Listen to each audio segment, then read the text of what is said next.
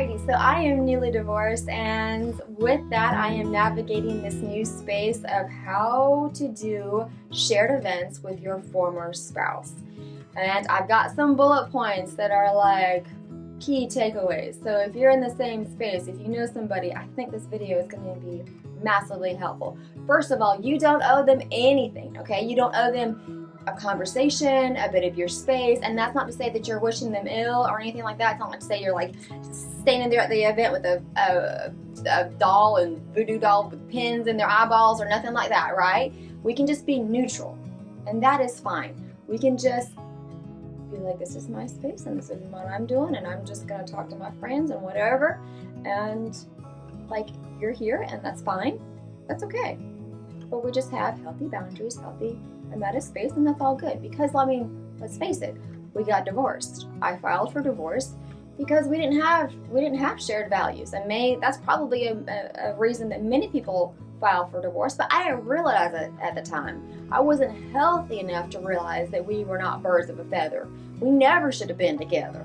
But I just didn't, like I said, I wasn't healthy enough to realize it. I was chronically sleep deprived, drinking alcohol, and on hormonal birth control. I was also trying to live life for some other reasons that weren't my own, and it just like it was a recipe for disaster, and it was. It was the perfect storm of a tornado meets a volcano. And I beat that dead horse, I tell you what, and then once I threw in the towel, it was like cutting off this hair. I just felt free, and I've been running my own game ever since, and that's not to say that I am perfect or nothing, because I'm sure as heck not. I for sure have my faults, flaws, trying to get those two words together, like talking, okay? It's definitely a flaw of mine. But alas, birds of a feather flock together. We never should have been together. So one of the things about shared values that we don't have is just how to literally fuel your life, right? I come from the idea of like, when you know better, you do better. Well, when I found out about the truth of nutrition, I just flipped her. I flipped that switch, and I haven't turned back since. And I wish that our society would do the same, because the information has been out there for a long time. Science-backed study after study after study. We need no more studies on this subject matter. We know the ultra-processed foods are damaging. We know all these things. Now, if you're an adult, I firmly am of the mindset, you make your bed, you should lay in it. Like, that's fine. But in order to really adhere to that, in order to be fair, to make somebody adhere to, you made your bed, you lay in it, you have to know the honesty of making that bed. Like, if you're going to have this ultra-processed food, you're highly likely to get cancer. You're highly likely to have joint inflammation. You're highly likely to have Alzheimer's or whatever other dementia. I mean, dementia, we've known for a while now that it's type 3 diabetes. Basically, your body has no other place to put sugar, so now it's putting sugar in between this, like in the synapses of your brain. So your brain can't fire because there's sugar in between, so it's like it's stopping the firing from actually connecting, and that's why you can't think. We've known this. I mean, how heartbreaking is it that you can't, like if your mother or whatever, I'm pulling a situation out of my head. How heartbreaking would it be if your mother got dementia, right, from eating too many cupcakes? Are those cupcakes, is that amount of sugar worth it to lose all those memories, to lose your mama, to all those things, all the things that comes with all that?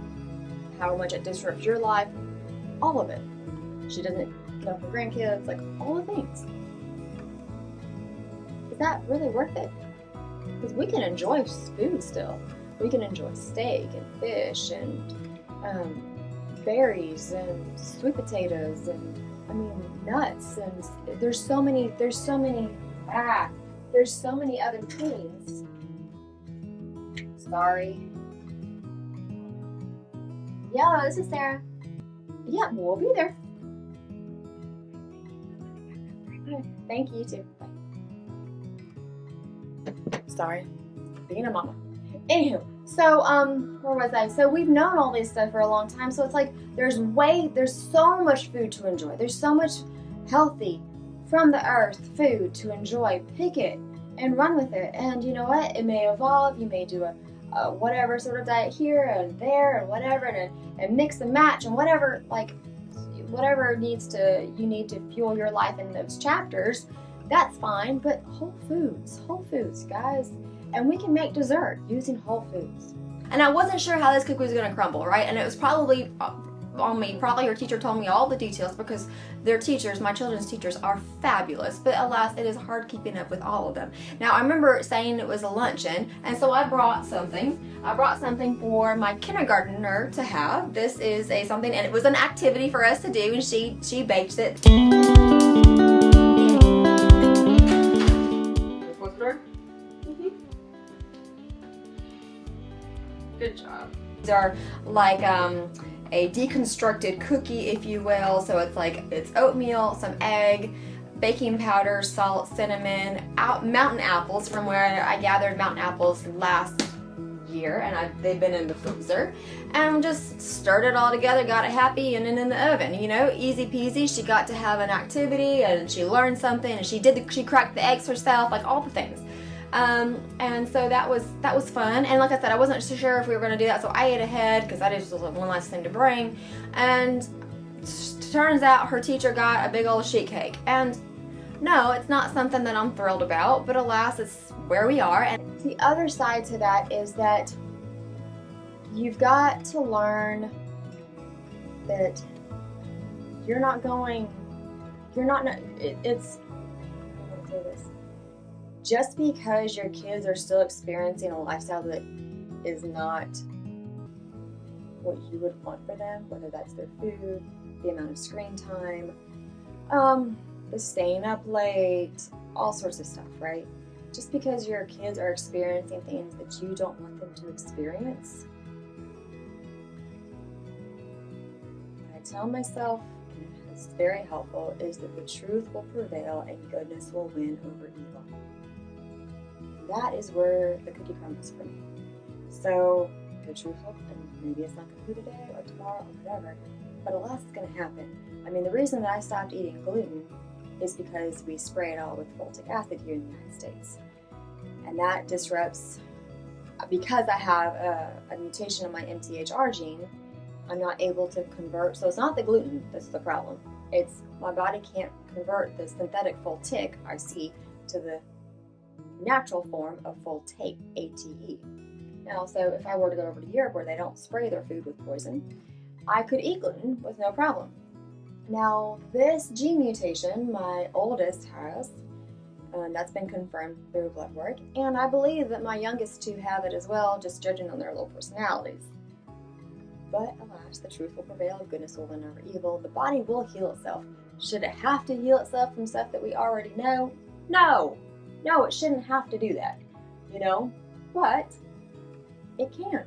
It's remarkable. It's absolutely remarkable. Put the right stuff in, take the wrong stuff out, and the body will heal itself. Thankful, at least it's an option. And I didn't start seeing, when I look back at pictures of myself, like I see the inflammation in my face when I was like starting around high school and so on. It just got worse and worse and worse with the brain fog, all the things. Anyway. So, just because they're experiencing a lifestyle that you're not thrilled with, you don't let it keep you up at night. You don't let it stress you out. It's just chapter where it is. They want to feel good, and when they start feeling bad, they're gonna stop eating the gluten and all the shit food that makes them feel like shit. You know what I mean?